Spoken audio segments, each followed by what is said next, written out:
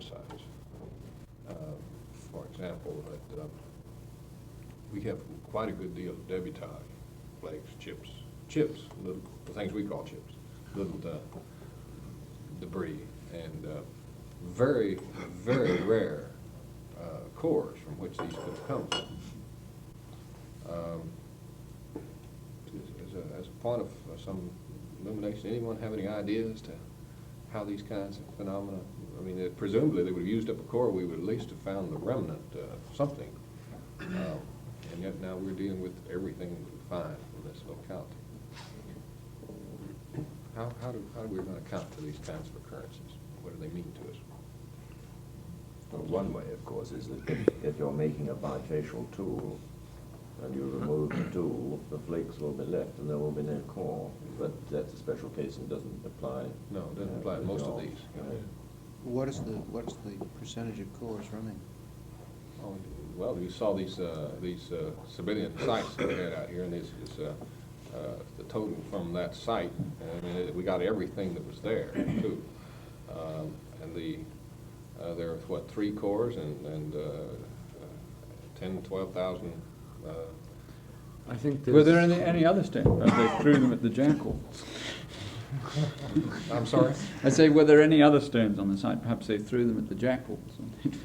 Well, these were one of the things that made this an ideal situation. It was these sites are buried in a deposit that doesn't have other stones, and I think that on the exposure there, we would have seen. If they had thrown them within a normal distance, we would have seen occasional. Well, perhaps Is that's all the a stone locally suggestion. derived? That might be a suggestion itself. If stone is scarce, if people often Well, it was reutilize material. Do you have any core scrapers, for example? No, but I think we have something else in the Sibelian that can be demonstrated. They use ferrocrete sandstone, which comes in thin slabs. They are making large, flat, discoidal cores. One side of the core contains a cortex surface, the underside, which is faceted around. The upper side, obviously, after it's used, is not. Now, in making these cores, the first thing you have to do is take off the top cortex, the cortex from one side of the slab. We also don't get primary flakes at these sites. We may have 10,000 flakes and 3 of them have cortex on the surface. So it seems that they are roughing these cores out someplace else. And there's plenty of raw material if you're willing to walk a kilometer or 2. And you're, this was the point I was trying to lead up to. There were similar phenomena that this have been observed elsewhere in Africa, because not only were they blocking out the cores elsewhere, but when they got through with whatever they were doing, they picked these cores up and carried them away with them.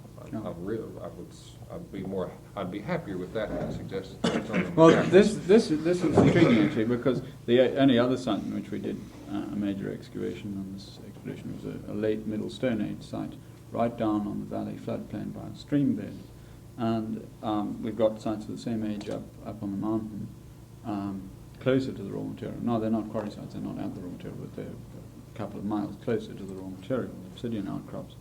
And down on the valley floor, you couldn't do a meaningful study of debitage because what we've got are broken tools, bifaces and so on, and the most miserable collection of tiny,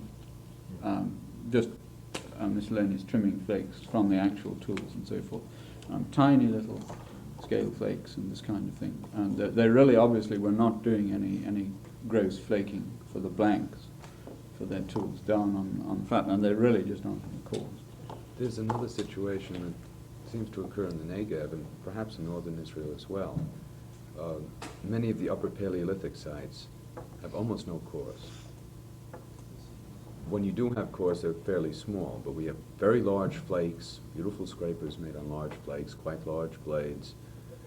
But many of the burins and many of the carinated scrapers, deep nose scrapers, are made on chunks. And it looks as if what they were doing was starting out with the big piece and working it down, getting various things they wanted from it, and the remainder was made into what could be considered a core tool. And the result is you don't have any cores. That's it. And in fact, many of the cores you have, it's kind of hard to tell whether they're cores or the scrapers. You know, There are no clear cores. You have lots of flakes, but no flake cores. And I think this is probably accounts for it, though. We need more work, certainly. I can top your story, Fred. I found a site in the Copper Belt that was all cores, no flakes. You sure you didn't find somebody's sack broken and got scattered? Core collector. Yeah. Well, I was thinking that if, Joel does a lot of flint napping upstairs, and I'm sure the janitors would agree that if they do very much of this around here, that any camp where they rent for more than an hour or two, we're gonna get a lot of debutage. I'd like to mention one little trick I pulled here in the States. It wouldn't be directly applicable to many African situations because of the absence of small bifaces, but I've checked to see whether the tools were made at the site or not. And if I find that they were making tools at the site, but the broken tools that I found that were taken out in the field and, let's say, fired at a bison and broke the tip and brought it back, none of these broken bifaces were made at this site, which suggests to me that this is a very short duration occupation. They were making bifaces. They made some bifaces. They took off their broken ones, which had been made at some other camp, and then moved on, suggesting to me a day or two at this site. And the only materials we found at the site were bifaces that had failed, biface thinning flakes, some cortex, and the broken projectile points. Now here I think we can define the activity rather closely. I think we can define the duration of occupation fairly closely, because we picked up every single thing in the concentration. We got to the end of the concentration, that was it. Just open space. Yeah, that's one way we might get at this matter of duration. Tying this kind of thing in with things we were talking about yesterday suggests to me the importance, if in fact it is desirable to construct a cultural stratigraphic continuum, the difference I was having here of regarding these local units, occurrences, or assemblage, I'm still not quite sure how these relate, but as essential building blocks for a culture stratigraphic scheme, whatever the value of these for interpreting fossil behavior. Because, as we've heard all around the table here, even a site in primary context is still not representing the total range of lithic material. And I think a rather important thing, if we're going to try to construct a cultural stratigraphic continuum, is to devise field strategies that are somehow going to enable us to relate various facies to one unit. And this is, I think, above the occurrence level, well, probably the phase in the Bartensteining, which I think is probably the, in my own feeling, should be the minimal unit that we're going to encumber with formal terminology. And, well, I just like... Maximum unit, Minimal unit. I see no... Formal unit, yes. In the hierarchy. Right. I see no point at all in giving any kind of formal terms to individual occurrences, and I'm still not entirely sure within the Nile just to what extent this, some of these things. I will say I feel more comfortable about them now than I did when I first came here, but still I entertain a few misgivings about the real distinctness of some of these kind of units. As an example, let's just say, to take a very plain kind of, a very clear kind of case, when you're changing into a completely different stone tool technology. I think you find this sort of thing in the American West, where ground stone tools will come in, those grinding stones, metates and the like, in one aspect of the camp, and they're still using a chipped stone technology in hunting camp kind of thing. And I believe in the early days, if I remember, they talked about a desert culture and what was it, some kind of a hunting wasn't it Cressman some years ago first suggested perhaps these things went together. I'm not up on my New World prehistory. What if describing a lot of these local occurrences or assemblages, whatever term you prefer here, is going to lead to the possibility that one is grouping through time lots of hunting variants, let's say. These might stay much more similar through time than will another aspect of this culture, which is incorporating different technologies and then appear quite different. I think that's a possibility. In fact, I think we've talked about this the other day as being a possibility. I don't think we've done this, but I think that is certainly something you have to consider. We would hold that at this level of our knowledge, it will conceal your understanding of the cultural events and the phenomena if you lump those together. They can be lumped together more easily later than they can be separated. Well, right. I think it's just a matter of the levels again. If you're not too confident about this, I would personally like to appeal not for creating higher levels of grouping at this stage.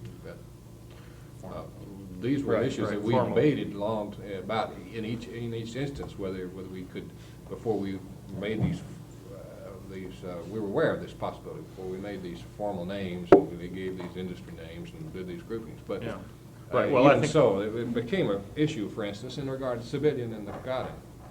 Yeah, They but- were apparently coexisting. I mean, this was a real problem we had to deal with. Stratigraphically, there's no doubt that these things were overlapping in time in all different directions. And Can we discuss just partly as a test case? I would be interested to hear you people discuss why, it's not that I'm questioning it, but I'd be interested to see the exercise gone through, how you do decide in a case like that, what the criteria are for deciding that in fact you're dealing with two cultural systems rather than two aspects of the same cultural system. What are the criteria? How do you set about making a decision, final or interim? Well, I think we could go through a number of stages. We looked at the materials that were being employed, for example. And in these instances, we're not dealing with different localities that are widely separated. These are cheek by jowl type site situations. We looked at the raw materials that were being utilized. And in those two cases, which is, I think, the most dramatic one, which others we're going to find more questions about. But in those two cases, there's mutual exclusion.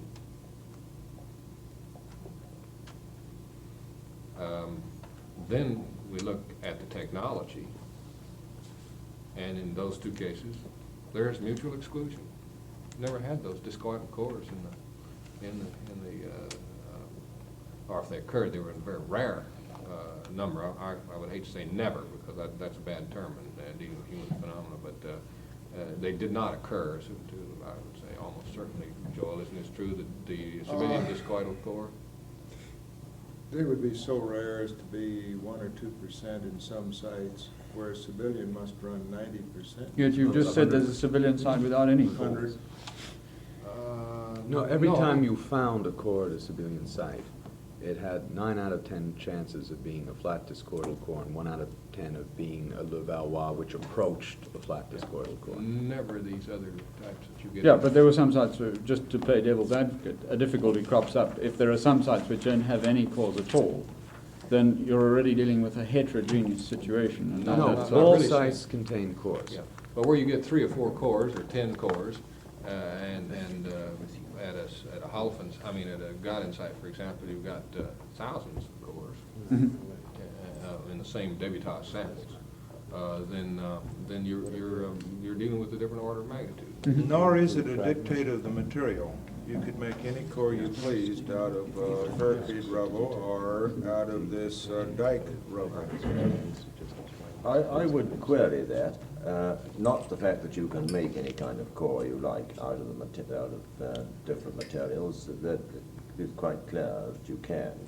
But certain ways of producing results are better in some materials than in others. So there will be a tendency to produce type A rather than type B, so far as to use the technology, develop the Well, but technology they accordingly, did so do that it. you would develop a tradition. In Nile Pebble, we get discoidal cores, we get opposed platform cores, we get Levallois cores, we get single platform cores with or without cortex on the platform. We get faceted platforms, we get leaves platforms, and Yeah, I think the one whole needs, range. I think one needs to look at it from the other point of view, from the point of view of the ferro sandstone, which I think is a more special type of material rather than the chert or fines or creeks, whatever they are. And that, I think, requires a rather special technique to get the best results from it. In other words, you get flakes from this much more readily than you get blades, quite clearly. This is going to produce differences straight away. Now, in And both this- instances, we're dealing with flake assemblages, so. All right, well. I think the fair reason enough. this, Yeah.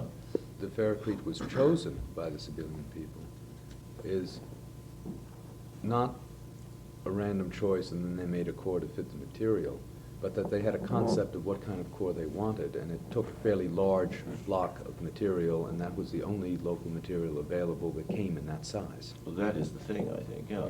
That was the only local material available, and so therefore you had to... No, the only local material of that size available. They could have made smaller tools, and in fact, at Colombo, they do, where you don't have large Where they material. don't have that material available. Yeah, you could have made them, but is it really practical to make them smaller? I mean, what I'm trying to get at is you make you strike a flake of a certain size from the easiest way of doing it is to get the thing down to size that or whatever it may be. If you start working it down to that size, more difficult, more complicated, so you don't generally do it. And you get a flake of that particular dimensions, and you then have to break the thing up if it's in ferro sandstone in exactly the same way as with the Châteaulin and the Congo, where they were using this grey polymorph. They did exactly the same kind of thing, and they broke down these flakes, they snapped them off, and they truncated the things with an abrupt truncation, But then let's ask this question, why did they choose that material? because that was the universal material there, and they were wanting a particular type of artifact. Well, I think you're answering our question. You're saying the Yeah. same thing. Yeah, Exactly. we're saying the same thing, because it was Yeah. culturally determined, that they wanted that kind of artifact, and therefore they wanted that kind of a core. Therefore, the Exactly. only available material, if they were going through those steps, was to choose the ferrocrete. No, I would put it the other way around and say that it was the material that But the that civilian produced it. had both choices, they could choose either way. They had the Nile pebbles immediately available, and they had the ferrocrete. The They chose. ferrocrete was much farther But not away within than the your Nile area. pebble. Yes. Oh, yes. Oh, yes. I see. Yes, that's the point. They had I to go. withdraw in that case. Yes, that makes the issue. In fact, they often had to go a kilometer or two to get the raw material. Yeah, where the Nile pebble was right there. The gravel bars with the suitable pebbles, which the Ghanaian Yeah. people living 100 meters away were utilizing.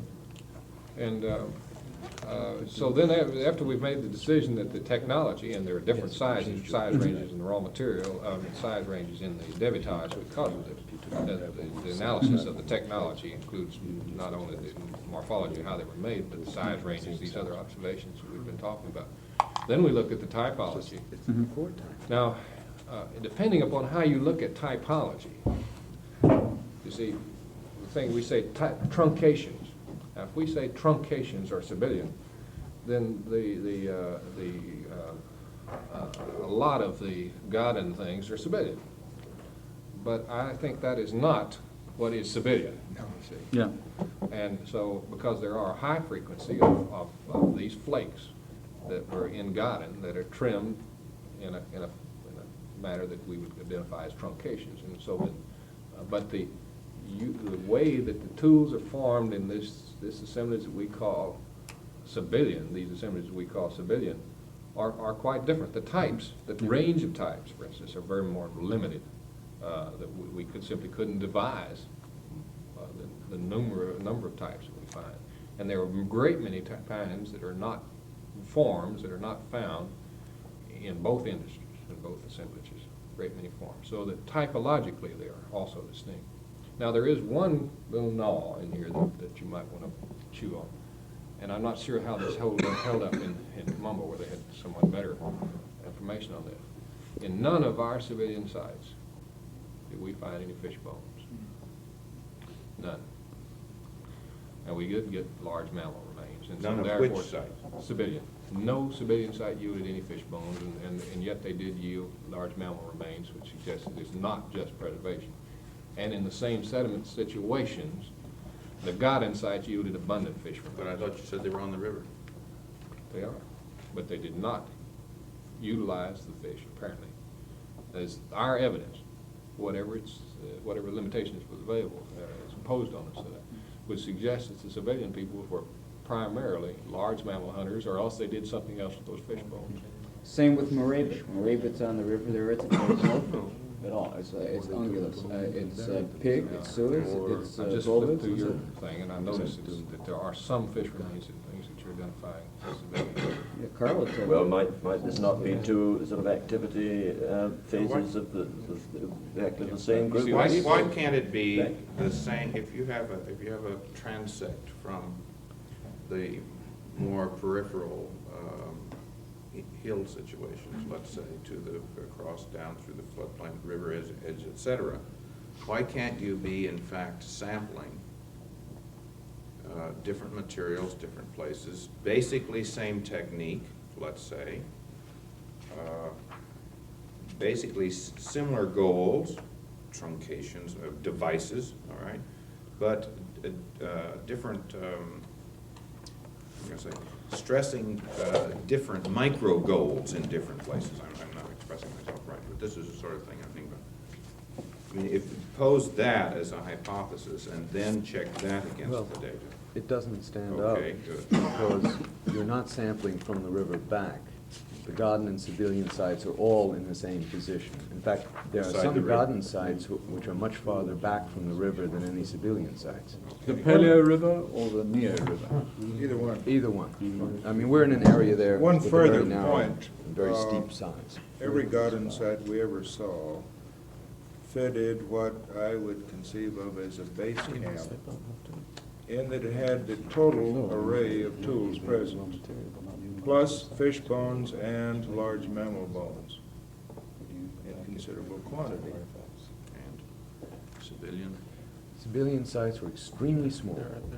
Let's say I mean, when you really saw small. a civilian, you knew it, you saw a garden. Very, very delimited, Considerably different. with large, very high percentage of tools.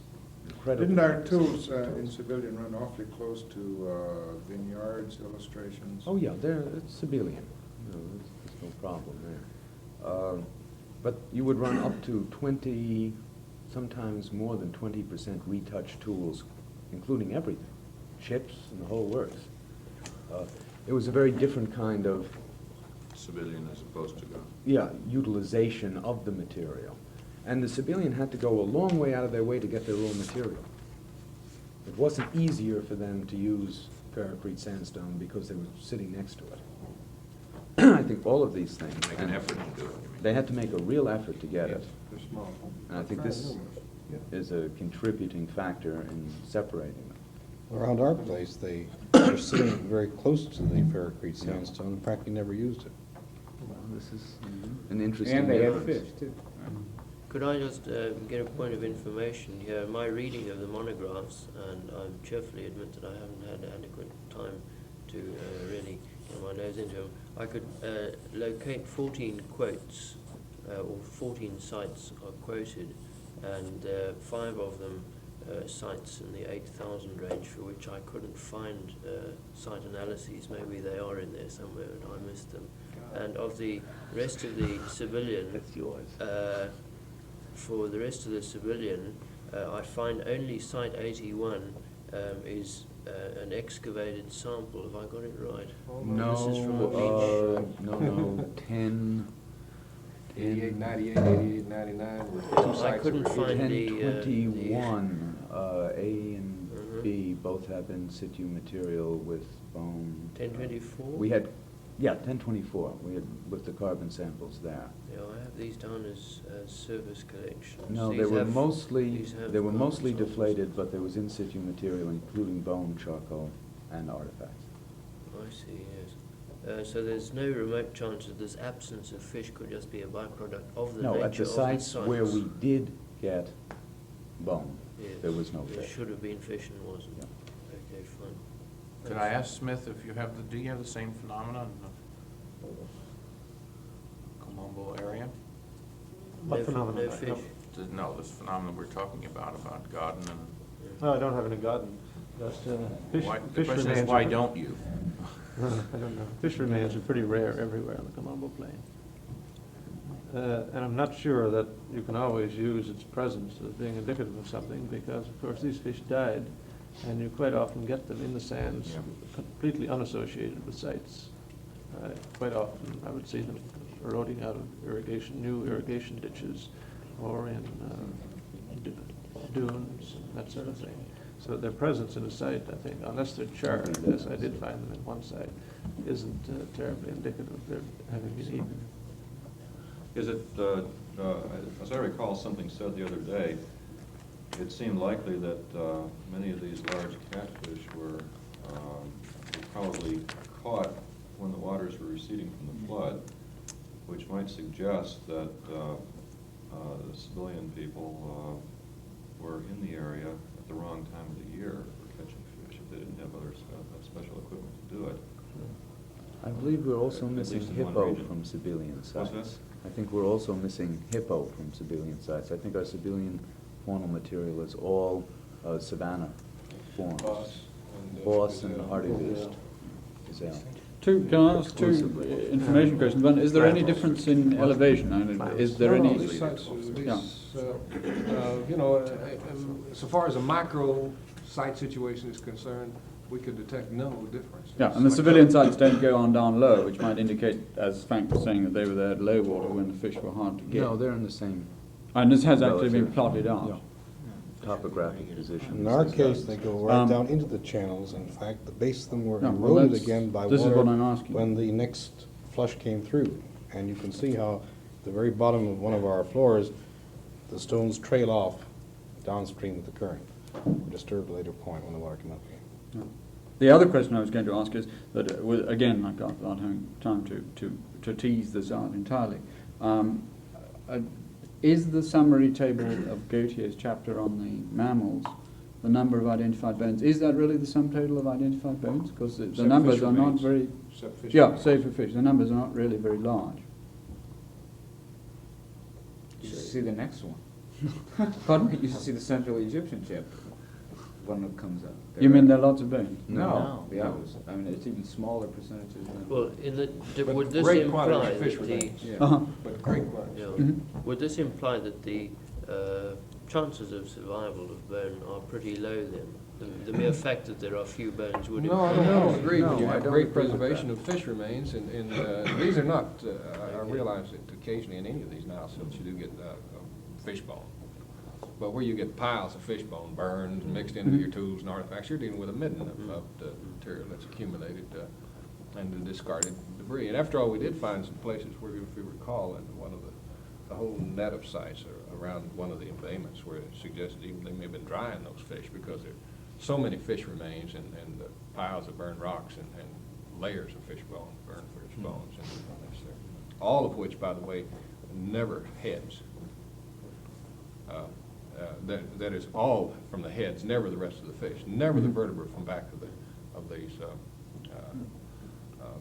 what are those pectoral fins? The rest of the vertebrae were never present. Mhm. And we ran, large sample counts on these to find out, which suggests they did just like modern fishermen do, when they go out there, wipe off that head and got rid of it. I think we also have a situation in Cormusan sites, for instance, where the bone we got was extremely well preserved. It Yeah. wasn't rotting away or anything. But this is something we've done some experimental work. I published in a little paper in the Crow Anthropological Society, where nobody, of course, sees it. But we did actually deposit bone at a pig just in the African savannah, our own domestic bone refuse, and kept a record of how much bone we deposited over the span of time we were working there. And the scavengers just won hands down. There wasn't bone accumulating at this pig, apart from the very minute splinters, which the scavengers couldn't be bothered with. But everything which was just worth picking up was gone. And we then did a sweep, and we recovered some short distance away. But we got back Of the larger bones, I've forgotten the percentages, but You it's get a the very opposite small with the percentage camels, recovery. remember? When you come by and you see a camel skeleton, when you're going on the Isna Wadi Halfa camel path between Isna and Idfu, the camel is there, all of it, except as a matter of fact with the neck, and generally the skull is twisted this way, the rib cage, etc. is there. Yes, I but don't know has- I don't know how many years But they're or no how long it scavengers. took. Yeah, but this is the point. Has the Scavengers, environment been hyenas. degraded to the point where the scavengers have lost out? It's only Um, By and this is scavengers, not you mean, Well, we see- you mean we only still see- ground-living scavengers, not including There's vultures? vultures all and over this? the place. Well, I don't know who took these bones away at Olagasali.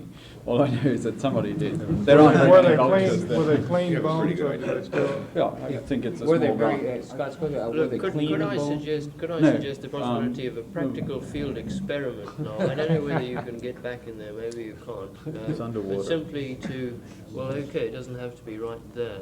Simply to expose a heap of mixed catfish bones and mammal bones and simply see what happens. But if the scavengers are gone, you've lost comparability because the scavengers probably would take the mammal. Well, farther south in the Sudan, you have sufficient villages that you at least have large numbers of dogs who never get fed. Yeah, Well, So dogs they are are. anything would scavengers, do. quite definitely. Anything would do. Well, yeah. Have you seen brain study of this kind of thing on the Hottentot villages? There, the dogs wreak absolute havoc with the bone sample, and you get a very peculiar and very interesting small residue of the initial input of bone into the environment. Why didn't they And eat the those dogs camels? cope with the rest. Well, that's an exaggeration. Only They the don't vultures finish it will off. eat They the do very bones. interesting things to the bones, and they do leave quite a lot behind, and they can't manage to reduce some things. But as a procedure, if you are interested in this problem of trying to make legitimate judgments about different dietary patterns, I don't think you can eliminate this step in your study. You must set up controlled experiments after this fashion, just to simply find out what the rates of survival of different things are. Until one does this, one can't, again, talk intelligently about what this means in human terms. You've got to weigh the thing with the scavenger factor built in. So far as the natural, the scavengers and so on are concerned, all you really need to do is to get on a vehicle and drive down into the Sahara from the north or from the south, and you will see a striking change in the pattern distribution and so on of skeletons. We took a series of photographs of this, and right out in the desert, there was very little dispersal of because simply the scavengers were not there. The material on the prehistoric sites was quite different, and you get a very interesting pattern that way. Whole skeletons for the most part, quite undisturbed. Well, I have a question with regards to this. If In the people desert. were living there, even anywhere, let's say, along the Nile or in the desert, if the people were living there over a period of time, would the scavengers be coming in? Indeed, they The would. jackals will come Indeed, right they into would. your camp. Certainly. What, do we have carnivore remains in most any of our certainly Yeah, a sites? few very Yeah, rare, there very are rare jackals, in our hyenas in our area, they're still there. Fred, Carry off small. I don't know if it's relevant at all, but do you have any idea whether catfish, being bottom feeders, are dependent or more prevalent on certain kinds of substrates than others? In other words, will you find them more on a sandy bottom or on a silt bottom? Because I I think the wonder reason if why this it is was raised yesterday is why they're most of In these Mississippi, catfish it's is, silt.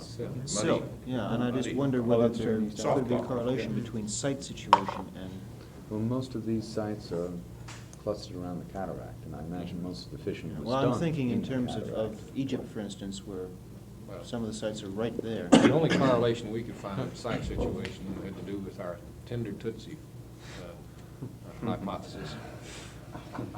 That we could fairly well identify that where there were dune sands in the vicinity of the Nile, that this was there was a high correlation between those positions and prehistoric occupation. That's fascinating because this is emerging in East Africa. The blooming Acheuleans, whenever they camped, they blooming all camped on sand next to a channel.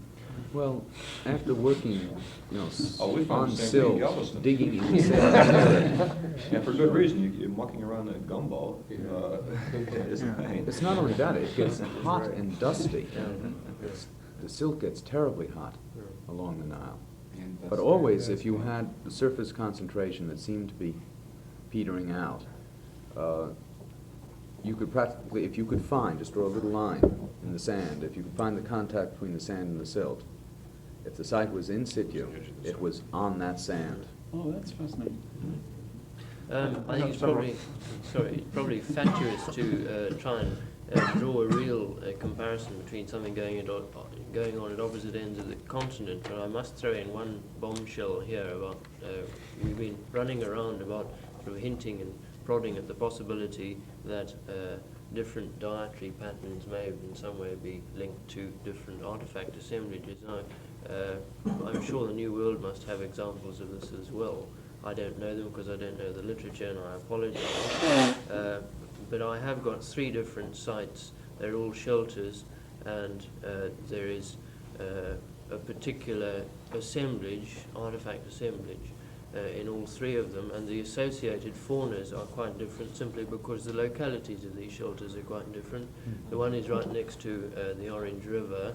The other one is about 3 miles from the river and the nearest water, up a filthy rocky hill through thornbush and so on. It has a magnificent view and could only have been one of your lookout sites.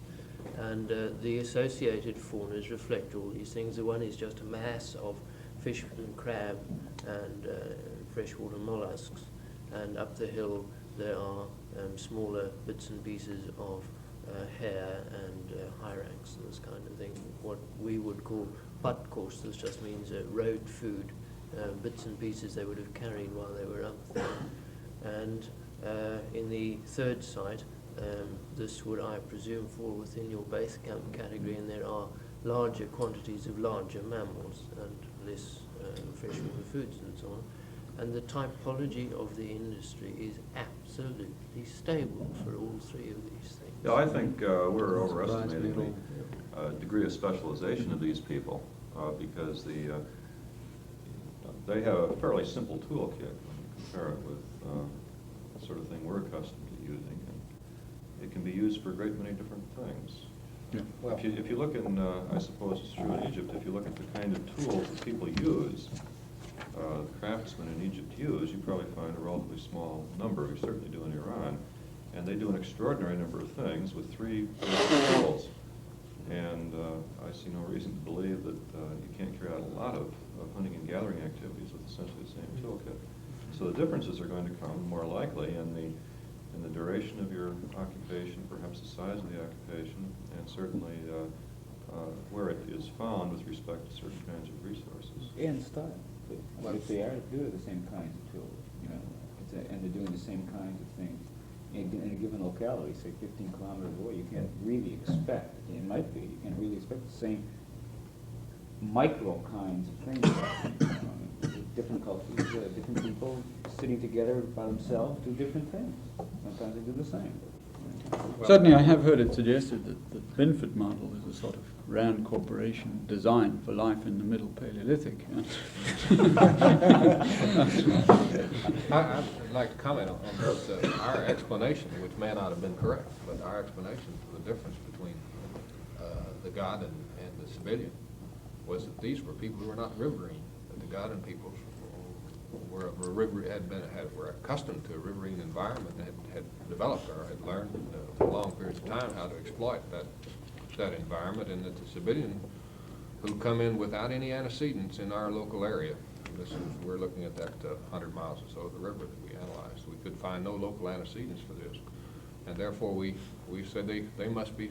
This must be one of those migrations that all archaeologists look at, and that these people came in and did not have the techniques for efficiently exploiting the fish and the hippo.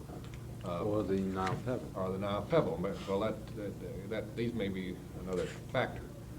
It's all part of it. We were wondering, is there anything in the Sahara that you know of that we could find nothing out there that could be antecedent to?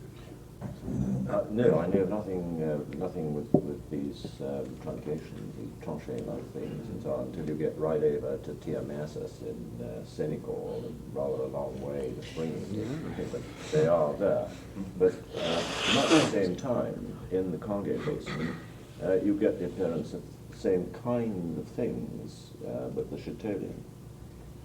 And it could perfectly easily be that this was simply just a diffusion of knowledge of a particular, the coming in of a particular new type of, well, weapon, one would sort of tend to suggest, if this is associated particularly in the civilian with mammals. And it need have nothing to do with population movement at all. But I mean, this is something basic. If you're going to introduce, say, I don't think this has anything to do with bows and arrows, but if you're going to introduce a bow and arrow, whereas previously a spear was in use, you are going to introduce a different type of artifact into the sites. So it could be looked upon in that way, I would think. I would accept that if there were other parallels in the sites, but with this quite, as these Scotland sites don't have civilian artifacts in them, and the civilian sites don't have Gothic artifacts in there, as if they're different lifeways represented. But then you said, I mean, truncations are one of the characteristics, but not the only characteristic of the civilian. You said these also occur with the Cullen. I mean, there is common. When we say, They if you occur take with a piece, everything. yeah, they Really, look. truncation is a That's such like a saying terribly two common groups form. both have bifaces. Well, there are bifaces and Yeah, there are but- bifaces. Yeah. Hand But they- axes don't equate to Magosian tiny little bifaces. Are we dealing here with an extremely dry period? Is this Well, it depends on whose horses you're goring here, whose oxen you're goring today. De Huisman would say this was a very wet period. But I think that both Carl and judging from what we're saying now, that these were not wet periods. This was the time when the wadis were not running. Yeah, the Is this Nile was right, high, Chuck, but the what you're wadis were saying? not running, isn't that the case? Yes. You said. May I just throw in an ethnographic parallel, excuse me, from the Omo. The Marile living in the Omo Delta do all kinds of different things, and the toolkits they have in the process may give you some idea of the complications. For example, we're never dealing with any wooden implements in the Nile Valley business. The Marile have essentially only wooden tools. They import their iron, and they import their pottery. Now, when fishermen go down to the mouth of the delta, they live there for weeks at a time, and except for the spear points, all they have with them are wooden tools. They don't carry pottery. And they do fishing, and they live from the strictly aquatic sources down there, a few water birds and things like that. You go 10 miles up the delta, they have pottery. They have a whole host of iron things that they get by trade. They have a whole set of different activity areas, as well as these wooden tools, and they have their cattle and they have their grain growing. And yet they're the same people, in fact, they're the same clans, and there are just a few people that are doing this particular activity. Now, if you look at the archaeological record of that fishing group down in the delta, you might come up with the feeling that you were dealing with an entirely different culture. Which is what we thought originally. I thought when we found the fishing sites, that what we had, these small little sites with the back platelets, et cetera, that Fred's calling Fayumbi, seemed to be on these shingle beaches. And these big pottery kinds of sites were further back. And I thought that these people were coming and fishing.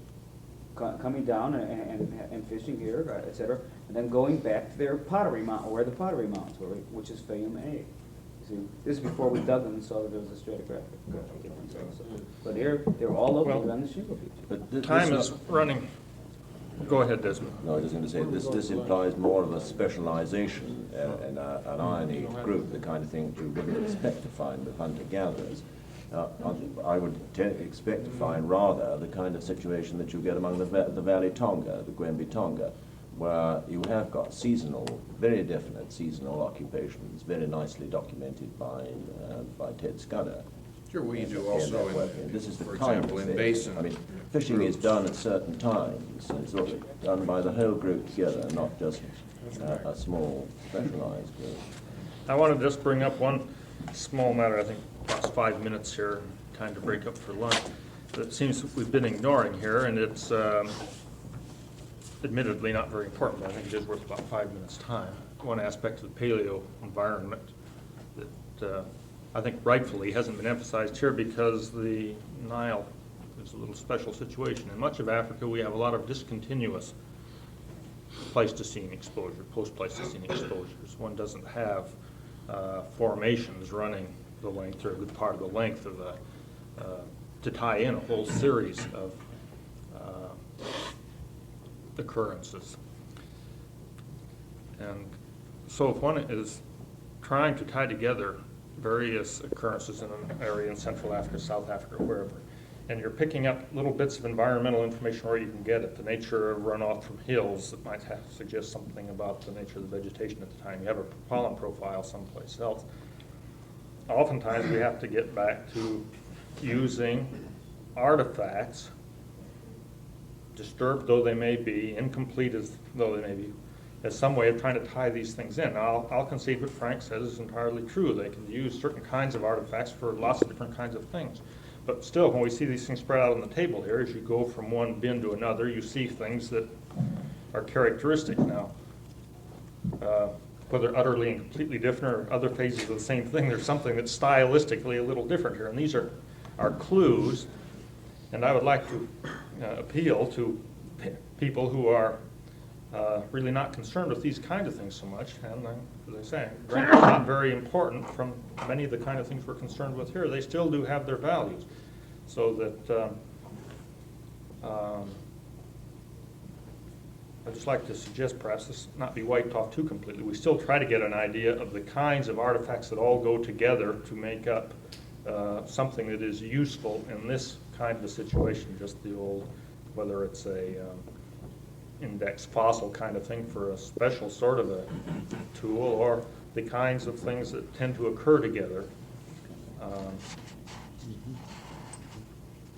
Well, so I'd like to say, I think there are 2 minutes for a quiz, if anyone wants to say anything about that. If not, well, it's 12:15, and I think time to go to lunch. Well, we need to leave right away, so don't go off too far.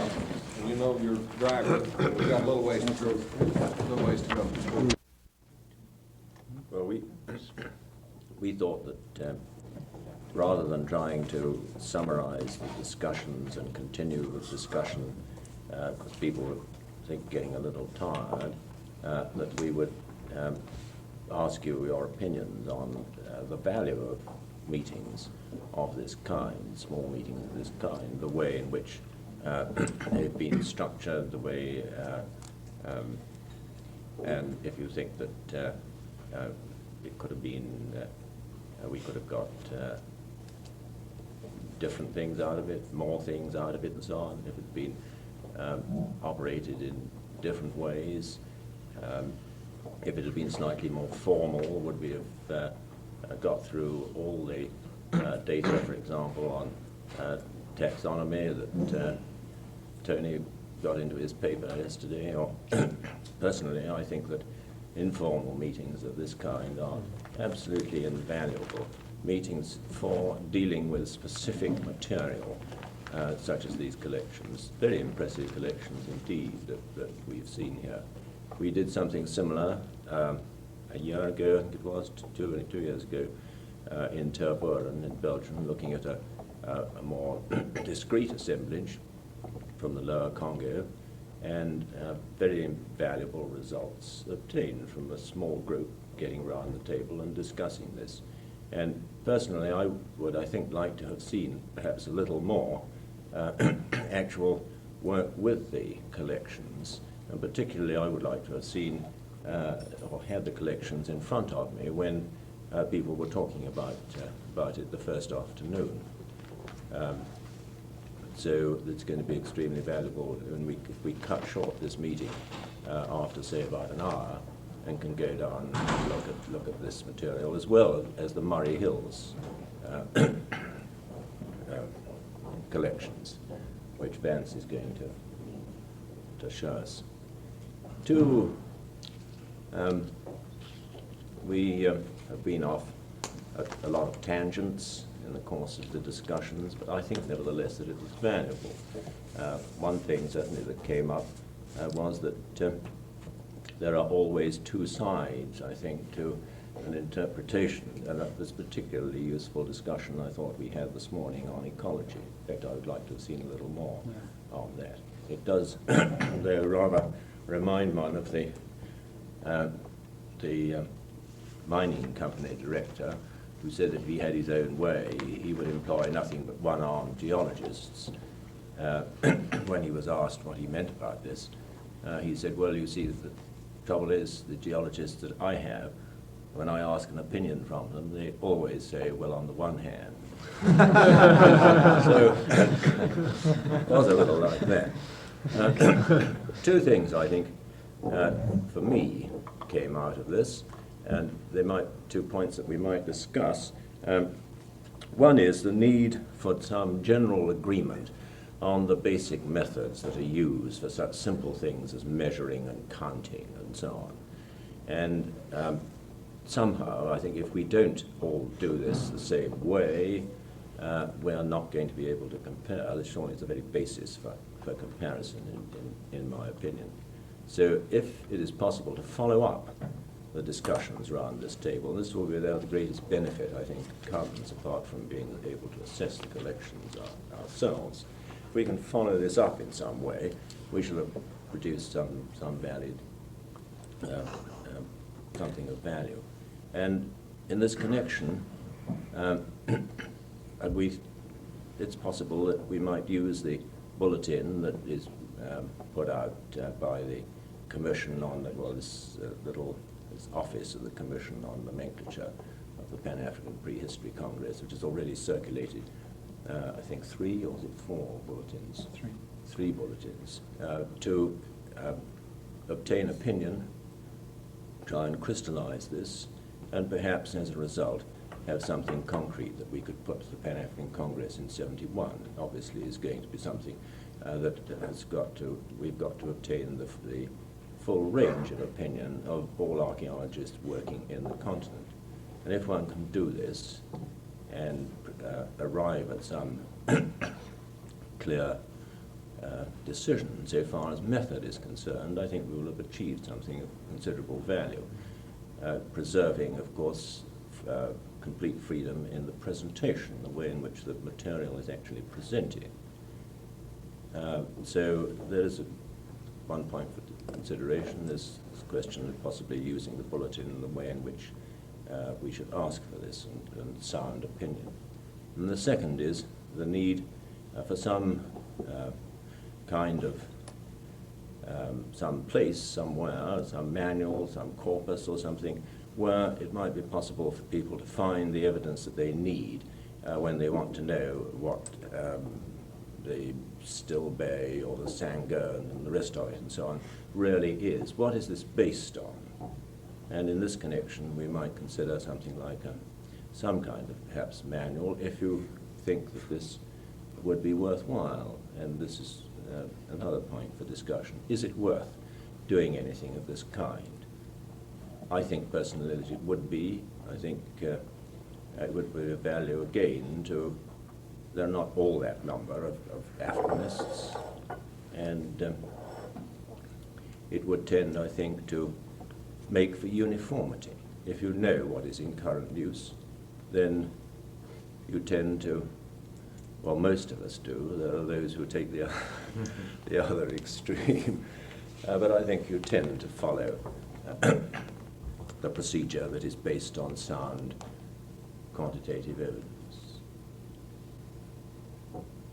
Well, first of all, what could we generally sound opinion on what you thought about the way in which, or what we've achieved at the conference so far?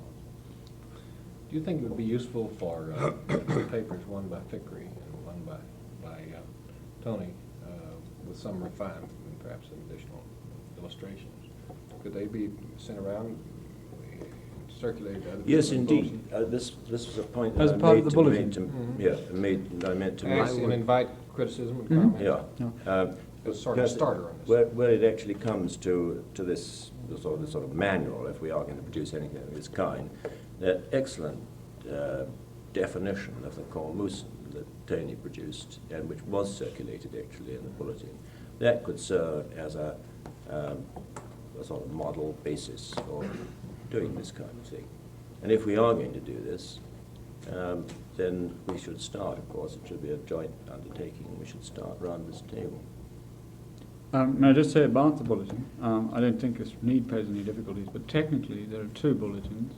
There are two offices of the Commission on Nomenclature. One which is concerned as a politic movement with morphology and typology and technology pertaining to the artifacts, the nomenclature and terminology of artifacts, and the other which is concerned with the nomenclature of culture and culture stratigraphic units. And ours is the latter. There are, for reasons I haven't seen, Professor Balu since Dakar, but for reasons unknown to me, there has never appeared a number of the other one. Not that we were so quick off the ground ourselves, but this is a non-starter. So I don't know whether we would feel obliged to offer papers dealing with morphology, technology, right away. I suppose we would certainly have to write to Balu and say, if you can't publish them right away, we're going to do so ourselves. We'd certainly have to do that. Is there anybody here who doesn't know that bulletin? This is, we apologize. Well, because it was aimed primarily at Africans, but we will immediately put you on the list to take the participants of the symposium. I've got some names already. That's an example of the second one, which has the result of this little Tervuren meeting in it, which I didn't see that. It's a useful collection. It seems to be sporadic. I know I received the first, and I've never received the second. It is occasional, yes. More than that, it doesn't seem to arrive. I mean, the mailing list seems to be sporadic. Well, we have had a lot of difficulty with secretarial thing, and I hope this is sorted out now. But we really don't have a satisfactory arrangement. Do you have a unless little we check the supply mailing of list these ourselves, it didn't work. Do you have a little supply of the first 2 and 3? No, but I think it may be, I think we've still got the second. I think it may be that we can arrange for some kind of copying of the first one if there's sufficient interest. We're right out of copies of the first one. I'm not sure about the second one. I can check since coming back. Well, something that while we are on this subject, I would appreciate a comment on. Firstly, I would say that this is a matter of personal opinion and so forth, but we're trying to get away from the old notion that the Pan-African Congress had that there would be legislation on matters of nomenclature. We're trying to feel ourselves towards the sort of situation that, say, the biologists, the geologists have, where they have spent a lot of time and trouble working out a code, advising people on sound procedure in setting up nomenclature, but trying to stay out of, well, the biologists only have an appeal committee over difficult cases, stay out of the business. In fact, nomenclature is established by a sound scholar making a convincing case, which people then decide it's useful to follow. And so in preparing things for the Pan-African Congress, we're not talking about preparing a list of terms to be formally scrubbed and another list of terms to be immortalized by decree. We are talking about the possibility of working towards codes of procedure and as simple and clear as possible definitions of levels, the kind of thing we were talking of appropriate levels for subdividing the data. I'd say that the scale at which you subdivide data is very often not defined. And for instance, you can't look up very easily, well, there isn't any legislated thing which tells you the scale of a genus versus a family. This is something which people acquire a feel for. And the same, the scale of a formation versus a member of a formation and so on is left to the discretion of an individual worker and his own purposes in doing it. So this again, but the point of running the bulletin, to come back to that, is to try, since archaeologists have not, in Africa and the Old World anyway, discussed these things, to try and encourage people to engage in a written discussion of the issues, preferably at times working out actual examples as an exercise for comment by colleagues before the thing is frozen by being printed, so that if somebody can point out to you that there are sound reasons for not doing what you thought you might do, you're still in a position, without having cluttered the literature, with a priority to reconsider. And even if you don't reconsider, you still have made extra explicit some of the things. And it's an educational thing, in the sense that we're all exploring this, and we hope. But there is a problem. So far, we haven't really had many reactions. And it may be what we've done is just to publish the thing and say, please comment if you feel like it. What it may be that we have to do, although it's a little more formal, is actually to invite A, B, C, and D, who are appropriate persons, specifically ask them to write a comment. Because, well, people don't like particularly the matter of wading in to something that's been written. People do hold back then, unless they have a specific invitation. Could I throw out something that we were discussing at breakfast, actually? The possibility, the possibility of using a procedure which would follow something like case law in legal procedure if you have isolated a set of assemblages, samples, which are alike, and these all share the same type frequencies. You're reasonably certain that it is something distinctive on a taxonomic level. You're now faced with the problem of what to call it and what status to give it, industry, complex, etc., etc. That, if I may take a concrete example, Cormusen as against the Nubian Mousterian, it's been very adequately established they are different, but it's yet to be established how different they are. If you were to go to the Aterian and the Mousterian, that is a case which has already been established by usage. There is a precedent. And if you can measure the difference between the Aterian and the Mousterian, find out whether it is more different than the difference between the Cormusen and the Mousterian. This gives you some sort of precedent. And as a basic procedure, I'd like to put this forward for discussion. If anyone has any feelings, strongly or otherwise, about it. So you mean that sort of one essentially needs to have some agreed basis for comparison, something that has to be that people necessarily have to adopt. Otherwise, you can't compare. No, I think this is. I was hoping to make this sound a little more flexible and rather more to skirt round the problem of having a committee saying this is what you must call it.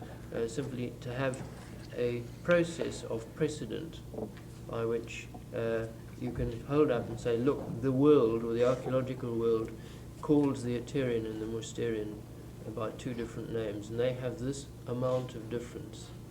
And I now have a new phenomenon, and it is also this amount different from the Mousterian. Therefore, I'm going to give it a distinctive name. I'm not going to say it's late Mousterian or something like this. And there is a precedent for this. And case law works in exactly this way. It's called scholarship, actually. Well, one can make the case that we're not after the same thing. Whatever the people had in mind when they separated and said some of this stuff is Aterian and this stuff is Mousterian is not necessarily what we have in mind. Mm-hmm. And what in effect we've done is also establish precedent.